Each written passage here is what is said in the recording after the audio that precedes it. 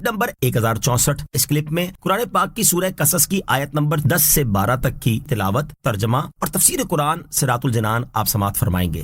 بسم اللہ الرحمن الرحیم۔ ترجمہ، اللہ کے نام سے شروع جو نہایت مہربان رحمت والا ہے۔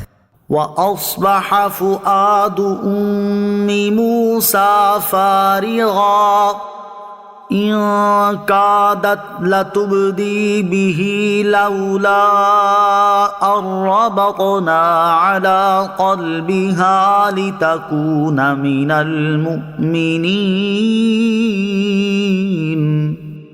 ترجمہ، اور صبح کے وقت موسیٰ کی ماں کا دل بے قرار ہو گیا، بے شک قریب تھا کہ وہ اسے ظاہر کر دیتی اگر ہم اس کے دل کو مضبوط نہ کرتے کہ وہ ہمارے وعدے پر یقین رکھنے والوں میں سے رہے۔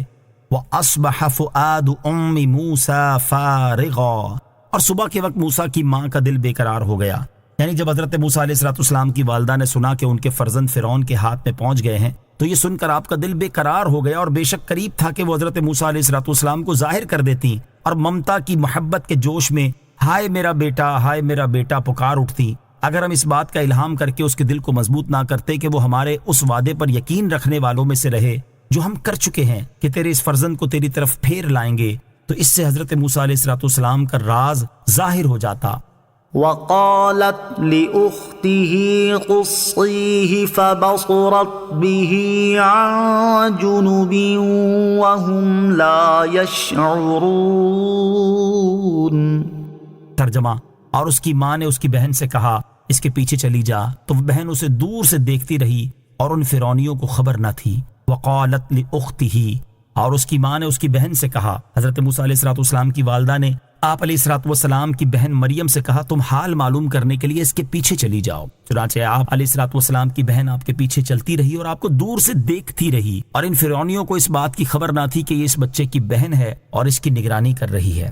وَحَرَّمْنَا عَلَيْهِ الْمَرَاضِعَ مِن قَبْلُ فَقَالَتْ هَلْ أَدُلُّكُمْ عَلَىٰ أَهْلِ بَيْتٍ يَكْفُلُونَهُ لَكُمْ وَهُمْ لَهُ نَاصِحُونَ۔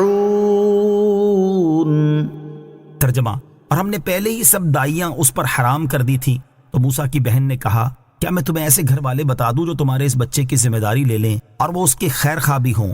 وَحَرَّمْنَا عَلَيْهِ الْمَرَاضِعَ مِن قَبْلُ، اور ہم نے پہلے ہی سب دائیاں اس پر حرام کر دی تھیں۔ ارشاد فرمایا کہ ہم نے پہلے ہی حضرت موسیٰ علیہ السلام کو منع کر دیا تھا کہ وہ اپنی والدہ کے علاوہ کسی اور کا دودھ نوش نہ فرمائیں۔ چنانچہ جس قدر دائیاں حاضر کی گئیں ان میں سے کسی کی چھاتی آپ علیہ السلام نے منہ میں نہ لی۔ اس سے ان لوگوں کو بہت فکر ہوئی کہ کہیں سے کوئی ایسی دائی میسر آئے جس کا دودھ آپ پی لیں۔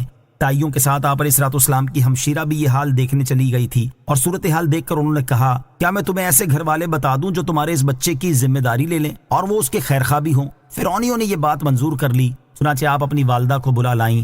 حضرت موسیٰ علیہ السلام فرعون کی گود میں تھے اور دودھ کے لیے رو رہے تھے، اور فرعون آپ علیہ السلام کو شفقت کے ساتھ بہلا رہا تھا۔ جب آپ کی والدہ تشریف لائیں اور آپ نے ان کی خوشبو پائی تو آپ کو قرار آ گیا اور آپ نے ان کا دودھ نوش فرما لیا۔ فرعون نے کہا تم اس بچے کی کیا لگتی ہو کہ اس نے تیرے سوا کسی کے دودھ کو منہ بھی نہ لگایا؟ انہوں نے کہا میں ایک عورت ہوں، پاک صاف رہتی ہوں، میرا دودھ خوشگوار ہے، جسم خوشبودار ہے، اس لیے جن بچوں کے مزاج میں نفاست ہوتی ہے وہ اور عورتوں کا دودھ نہیں لیتے ہیں جبکہ میرا دودھ پی لیتے ہیں۔ فرعون نے بچہ انہیں دیا اور دودھ پلانے پر انہیں مقرر کر کے فرزند کو اپنے گھر لے جانے کی اجازت دی۔ چنانچہ آپ حضرت موسیٰ علیہ السلام کو اپنے مکان پر لے آئیں اور اللہ تعالیٰ کا وعدہ پورا ہوا۔ اس وقت انہیں اطمینان کامل ہو گیا کہ یہ فرزند ارجمن ضرور نبی ہوں گے۔ اللہ تعالیٰ اس وعدے کا ذکر فرماتا ہے۔ صلو علی الحبیب صلی اللہ تعالی علی محمد صلی اللہ تعالی وسلم۔ مجھے اپنی اور ساری دنیا کی لوگوں کی اصلاح کی کوشش کرنی ہے انشاءاللہ عز و جل۔